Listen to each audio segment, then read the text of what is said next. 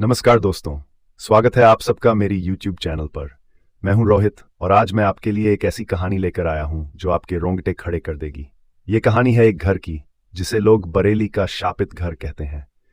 एक ऐसा घर जिसे खरीदना और उसमें रहना किसी की भी जिंदगी की सबसे बड़ी भूल साबित हो सकती है। ये कहानी शर्मा परिवार की है जो बरेली के इस पुराने घर में शिफ्ट हुआ था, बिना जाने कि वहां कुछ ऐसा है जो उन्हें हमेशा के लिए बदल कर रख देगा।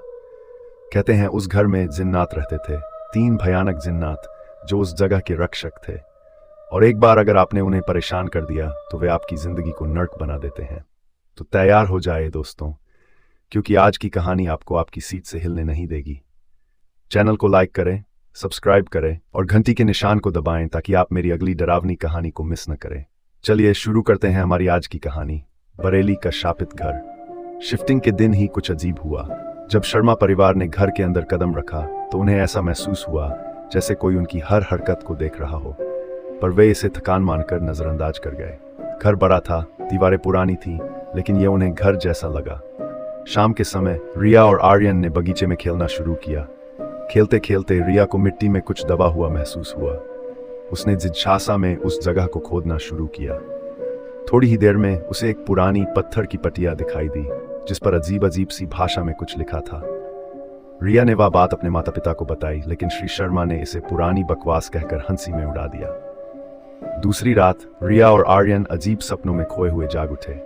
दोनों ने देखा कि एक लंबा काला साया उनके बिस्तर के पास खड़ा था और धीमे धीमे किसी अज्ञात भाषा में बड़बड़ा रहा था। दोनों डर के मारे अपनी मां के पास भागे। श्रीमती शर्मा ने उन्हें दिलासा दिया और इसे एक बुरा सपना कहकर उन्हें सुला दिया। लेकिन जैसे ही बच्चे वापस अपने कमरे में गए, आर्यन ने देखा कि एक परछाई गलियारे में सरक रही थी। तीसरे दिन चीजें और भी अजीब होने लगीं। रसोई में अचानक बर्तन अपने आप गिरने लगे। श्रीमती शर्मा को हर वक्त ऐसा महसूस होता रहा जैसे कोई उनके कानों में फुसफुसा रहा हो। श्री शर्मा ने इस बारे में सोचा कि घर के बारे में कुछ जानकारी जुटाई जाए। पड़ोसियों से पूछने पर वे चुप्पी साध लेते थे, जैसे कोई पुराना रहस्य छुपाने की कोशिश कर रहे हों।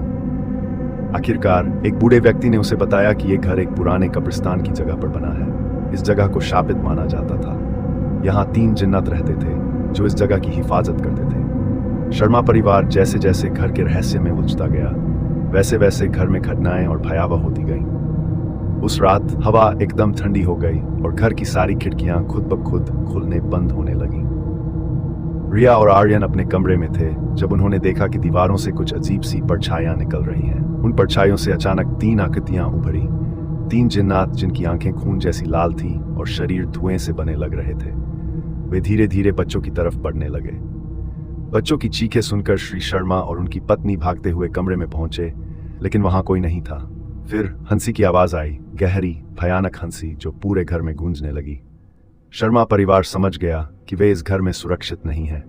उन्हें इस घर को छोड़ना होगा। अगली रात जैसे ही अंधेरा छाया, घर में हलचल होने लगी। चीजें अपने आप हिलने लगीं, अजीब अजीब आवाजें आने लगीं। तीनों जिन्नात एक बार फिर प्रकट हुए, इस बार पूरे गुस्से में। वे लिविंग रूम में खड़े थे, उनकी आंखों से आग की तरह की रोशनी निकल रही थी। शर्मा परिवार ने जैसे तैसे दरवाजा खोला और बाहर की ओर भागे। वे पूरी रात भागते रहे जब तक वे उस घर से बहुत दूर नहीं पहुंच गए। शर्मा परिवार ने उस घर को हमेशा के लिए छोड़ दिया। उन्होंने बरेली छोड़ दिया और कहीं और बसने का फैसला किया। उस घर में अब कोई नहीं जाता। वह घर अब भी वहां खड़ा है, अपने भूतिया अतीत के साथ। कहते हैं कि उस घर से अब भी फुसफुसाहट की आवाजें आती हैं और खिड़कियों में जिन्नात की परछाइयां दिखाई देती हैं। लोग कहते हैं कि इस घर में 3 जिन्नात रहते हैं जो उस पुराने कब्रिस्तान की हिफाजत करते हैं, और जो कोई भी उस घर में कदम रखता है उसे जिन्नात का सामना करना पड़ता है। कहानी बरेली के एक सच्चे किस्से पर आधारित है। अगर आपको ये कहानी पसंद आई हो तो लाइक और सब्सक्राइब करना न भूलें। मैं रोहित आपके लिए ऐसी और भी डरावनी कहानियां लाता रहूंगा। तब तक के लिए याद रखें, हर चीज वैसी नहीं होती जैसी दिखती है।